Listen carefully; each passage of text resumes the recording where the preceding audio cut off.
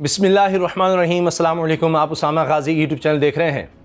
अभी दासू डैम पर काम करने वाले चीनी बाशिंदों की हलाकत और दहशतगर्दी के इस वाक़े पर ही अभी बात हो रही थी चीन और पाकिस्तान के दरमियान, और उसकी तहक़ीक़ात के हवाले से इमरान ख़ान साहब ने चीन के वज़ीर-ए-आज़म को फ़ोन भी किया और उनको यकीन दहानी करवाई कि इस मामले में जो भी मुलव्वस है उसको सज़ा दी जाएगी। कि एक और बहुत बड़ा इंकशाफ हुआ है, एक बहुत बड़ा इंकशाफ, वो ये कि सी पैक के हवाले से एक जासूस, और वो भी दफ्तर ख़ारजा में एक जासूस पकड़ा गया है जो कि सी पैक की जासूसी कर रहा था। अब इसकी तस्दीक खुद तर्जुमान दफ्तर ख़ारजा हफीज़ चौधरी ने की है, और हफ्तावार ब्रीफिंग के दौरान उन्होंने बताया कि सी पैक की जासूसी के लिए दफ्तर ख़ारजा में जासूस था। अब एक तो इसको पकड़ा गया है, मगर साथ उन्होंने ये भी कहा कि इसके साथ साथ इसके साथी कौन कौन है उनके भी ऊपर अब काम किया जा रहा है। तो अब एक और नेटवर्क जासूसी का इस तरह से पकड़ा गया है, इसका इंकशाफ हुआ है और उसकी तस्दीक खुद दफ्तर ख़ारजा के तर्जुमान ने की है। अब हफीज़ शेख, जो जाहिद हफीज़ शेख जो कि दफ्तर ख़ारजा के तर्जुमान हैं, उन्होंने हफ्तावार ब्रीफिंग के दौरान इसकी तस्दीक की और कहा कि सी पैक मनसूबे की जासूसी के लिए एक अफसर की तैनाती हुई, जिसके खिलाफ अब बाज़ाब्ता कार्रवाई की जाएगी, और इसके अलावा जितने भी अफसरान इसमें मुलव्वस होंगे इन सब के खिलाफ भी कार्रवाई का आगाज़ किया जा रहा है। जाहिद हफीज़ चौधरी ने बताया कि जासूसी करने वाले अफसर का ताल्लुक किसी दूसरे महकमे से था जो कि डेप्यूटेशन पर दफ्तर ख़ारजा में तैनात था। अब यह होता है, डेप्यूटेशन एक पॉलिसी होती है कि किसी एक महकमे में कोई शख्स काम कर रहा है तो कुछ अरसे के लिए उसको डेप्यूटेशन पर किसी और महकमे में भेज दिया जाता है। तो लिहाजा ये किसी और महकमे का मुलाजिम था, लेकिन डेप्यूटेशन पर ये कहाँ आया जी? दफ्तर ख़ारजा आया, और ये सी पैक की जासूसी कर रहा था कि कहाँ क्या काम हो रहा है, किस तरह से चल रहा है। और आपको पता है कि चीन और पाकिस्तान का ये है प्रोजेक्ट, तो इससे आप अंदाज़ा लगाइए कि मैंने इसीलिए शुरू में दासू डैम पर काम करने वाले चीनी बाशिंदों की हलाकत का जिक्र किया। 9 उसमें वो हलाक हुए, 3 पाकिस्तानी भी उसमें शहीद हुए हैं। तो अब आप देखिए कि किस तरह से कहाँ कहाँ तक ये काम हो रहा है और भारत किस तरह पाकिस्तान के ख़िलाफ़ कार्रवाइयाँ कर रहा है। जाहिद हफीज़ चौधरी ने बताया कि जासूसी करने वाले अफसर का ताल्लुक किसी दूसरे महकमे से है, डेप्यूटेशन पर दफ्तर ख़ारजा में तैनात था। अब जासूसी करने वाले इस अफसर के खिलाफ कार्रवाई का आगाज़ कर दिया है और इस मामले को मंतकी अंजाम तक पहुँचा कर दम लेंगे। अब इसी के साथ साफ़ियों की जानिब से, अब देखिए ना, कड़ी से कड़ी मिलती है। साफ़ियों की जानिब से भारत के मामले पर पूछे गए एक सवाल पर तर्जुमान ने जवाब दिया कि भारतीय दहशतगर्दी एक हकीकत है। पाकिस्तान में भारत दहशतगर्दी करवा रहा है, ये एक हकीकत है। पाकिस्तान कश्मीर पर मौक़िफ़ से पीछे नहीं हटेगा। भारत अब ज़ाहिर है यही चाहता है कि जी हम कश्मीर से पीछे हट जाएँ। सी पैक के वो ख़िलाफ़ है, उसके लिए फ़ंडिंग इकट्ठी कर चुका। अभी हाल ही में लाहौर जौहर टाउन में जो वाक़या हुआ, बम धमाका हुआ, उसमें भी जो उसका मास्टरमाइंड है वो पकड़ा गया। आपने देखा वो सारा नेटवर्क जिस तरह पकड़ा गया, फिर किस तरह से अफ़गानिस्तान से भी TTP का ताल्लुक़ पकड़ा गया। तो वो शख्स किस तरह बैनुल मुल्क के दौरे करता रहा, वहाँ बाहर किस तरह भारतीय एजेंट से वो मिला, पैसे किस तरह से उसको दिए गए, यहाँ पर उसने किस तरह इंतज़ाम किया, वो सब चीज़ें सामने आ गई हैं। तो अब भारत ये कर रहा है कि पैसे के बलबूते पर बाहर, यानी जो पाकिस्तानी शहरी हैं उनको बाहर बुलाकर उनसे काम ले रहा है, यहाँ पर जासूसियाँ करवा रहा है। और अब ये सी पैक के हवाले से मैंने आपको बताया कि उस पर जासूसी करने वाला पकड़ा गया है। कुलभूषण यादव का मामला, वो आपने देखा इंटरनेशनल कोर्ट में गया। अब भी पार्लियामेंट में ज़ेर बहस आता है उसको अपील का हक़ देना, क्योंकि इंटरनेशनल कोर्ट का फैसला था कि इसको अपील का हक़ दिया जाए। तो वो भी पकड़ा गया और सारा उसने बताया किस तरह की कार्रवाइयाँ करता था। इसी तरह से कराची में एक नेटवर्क पकड़ा गया है। तो ये भारत बाहर की एम्बेसियाँ, जिस तरह अफ़गानिस्तान में अपने जितने भी दफातर थे वो इसी काम के लिए इस्तेमाल कर रहा था, वहाँ पर उसने बाकायदा ट्रेनिंग कैंप्स बनवाए हुए थे। अब उसको ये लग रहा है कि अफ़गानिस्तान के हालात बदल रहे हैं, तो यहाँ पर किस तरह से काम किया जाए अफ़गान हुकूमत के साथ। अब आपने देख लिया, मैंने अपनी अभी एक पिछली वीडियो में इसका जिक्र किया था कि किस तरह अफ़गान हुकूमत और भारत के दरमियान बातचीत चल रही है कि जी उनके फ़ौजी भी आ सकें, दिफाई ताउन की तो भी बात हो रही है, फ़ज़ाइया की बात हो रही है।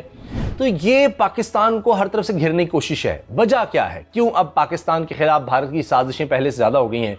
कश्मीर का मामला तो पहले से है, लेकिन अब है सी पैक। भारत को नज़र आ रहा है कि ये तो पाकिस्तान आगे से आगे जाता चला जा रहा है। मैं आपको एक मिसाल देता हूँ कि अब जिस तरह के पाकिस्तान के उज़्बेकिस्तान के साथ मुआहदे हुए हैं वो भारत से बर्दाश्त नहीं हो रहे कि सेंट्रल एशिया तक पाकिस्तान पहुँच गया है, CPEC सेंट्रल एशिया तक पहुँच गया है, 90 अरब डॉलर की मार्केट है वो। और इसीलिए आप देखिए कि वहाँ पर इमरान खान साहब को घेरने की कोशिश होती है। भारतीय मीडिया किस तरह से ऐसे जैसे कोई हमला करने लगे हैं पाकिस्तान के वज़ीर आज़म पर। वहाँ सिक्योरिटी मौजूद थी, उन्होंने किसी प्रोटोकॉल का ख्याल नहीं रखा और माइक ऐसे बिल्कुल आगे आगे कर रहे हैं और बड़ा एम्बेरस करने की कोशिश की इमरान खान को। लेकिन अब पूरे सोशल मीडिया पर उस चीज़ को बड़ा सराहा जा रहा है कि सवाल किस तरह से कर रहे थे कि जी क्या खान साहब, इमरान खान साहब, प्राइम मिनिस्टर साहब ये बताएं क्या दोस्ती और दहशतगर्दी, मुज़ाकरात और दहशतगर्दी इकट्ठे चल सकते हैं, मज़ार तक दहशतगर्दी। यानी हर जगह पाकिस्तान को, वहाँ पर भी जहाँ पर दीगर ममालिक के आला हुकाम मौजूद हैं और वहाँ पर इतनी अहम मीटिंग हो रही है, अफ़गानिस्तान के मामले का हल निकालने की कोशिश हो रही है और रीजन के हवाले से बात हो रही है और देखा कि पाकिस्तान के इतने ज़बरदस्त वहाँ पर मुआहदे हो गए हैं। तो वहाँ पर चूँकि सेक्रेटरी जनरल अक़वाम मुत्तहिदा हैं, अफ़गान सदर भी वहाँ पर, दीगर आला शख्सियात, तो ये कोई ऐसा सीन क्रिएट हो जाए। तो जब ये सवाल हो तो इमरान खान ने खुद रुक कर, हालांकि ज़रूरी नहीं था कोई कि इस तरह बस वो जा रहे थे शिरकत करने इजलास में, तो रस्ते में राहदारी में उनको घेरने की कोशिश हुई तो ख़ुद इमरान खान पलटे और जवाब दिया उन्होंने कि जी हम तो बड़े अरसे से कोशिश कर रहे हैं कि हम अच्छे हमसायों की तरह रहें, लेकिन क्या करें, RSS की आइडियोलॉजी आड़े आती है, RSS की आइडियोलॉजी। बस इतना जवाब दिया है चंद सेकंड का और फिर चल दिए। फिर ये पीछे भागे हैं और फिर वो सिक्योरिटी वाले चूँकि आगे आगे थे, वरना ये कोशिश कर रहे थे और आगे जाएँ, कहते जी नहीं हमें ये ना दें, खुद ही शोर मचा दिया, हमें पुश ना करें, हालांकि कोई कुछ नहीं कह रहा, हम आगे जाएंगे, हम ये करेंगे।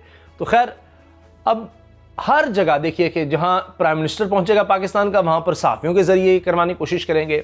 मैंने आपको बताया कि अभी आप देखिए कि किस तरह चीन के बाशिंदों को निशाना बनाकर ताकि यहाँ CPEC को रोका जा सके। अब जॉइंट कोऑर्डिनेशन कमेटी का इजलास होना था, 16 तारीख को होना था।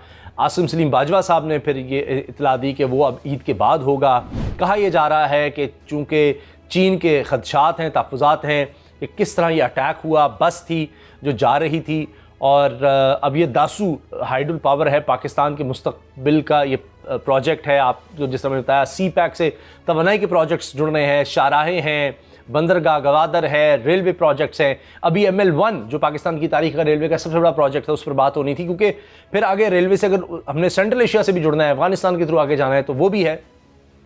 तो अब इस हवाले से कितना अहम ये इजलास था, लेकिन वो पोस्टपोन हुआ। जाहिर है कि चीन के इस पर तहफ़्फ़ुज़ात है, लेकिन बड़ा बरवक्त इमरान खान ने किया कि फ़ौरी तौर पर फ़ोन किया है चीन के वज़ीर आज़म को और उनको यकीन दिलाया है कि जो जो इसमें मुलव्वस था, जिस तरह हमने ये लाहौर जॉव टाउन में भारतीय नेटवर्क सारा पकड़ा है, इंशाल्लाह इसी तरह इसको भी पकड़ेंगे। अभी ये देखिए CPEC की जासूसी करने वाला दफ्तर ख़ारजा से पकड़ा गया है। तो अल्लाह का करम है, इंशाल्लाह जिस तरह दहशतगर्दी जो बहुत ज़्यादा थी, आप देखते थे आए दिन खुदकुश हमले होते थे, अल्लाह के फजलो करम से वो कंट्रोल हुए हैं। अब ये जो दहशतगर्दी की दोबारा कोशिश हो रही है, आप देखते हैं कि अभी कई एहलकार अगवा किए गए थे जो कबायली इलाकों में फ़ोन टावर्स लगा रहे थे, उनको किस तरह पाक फ़ौज के जवानों ने शहादतें देकर उनको बाजियाब करवाया है। तो अब पाक अफगान बॉर्डर पर 90% फेंसिंग का काम मुकम्मल हो गया है। अभी DJISI जनरल फैज़ हमीद ने ये बात अफ़गान हुकाम तक पहुंचाई है, उनको खरी खरी सुनाई है कि अफ़गानिस्तान की सरजमीन से पाक फ़ौज पर, पाकिस्तानियों पर कभी बॉर्डर पर वो हमले होते रहते हैं और इस तरह से मामलात कभी आगे नहीं बढ़ सकते।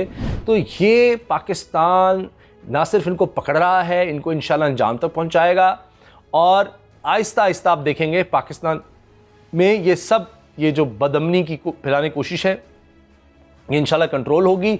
और मुझे याद आ रहा है कि वज़ीर दाखिला शेख रशीद ने कुछ अर्सा पहले कहा था कि ये दहशतगर्दी फैलाने की बड़ी खौफनाक साजिशें होने वाली हैं और इंशाल्लाह हम इनको नाकाम बनाएंगे।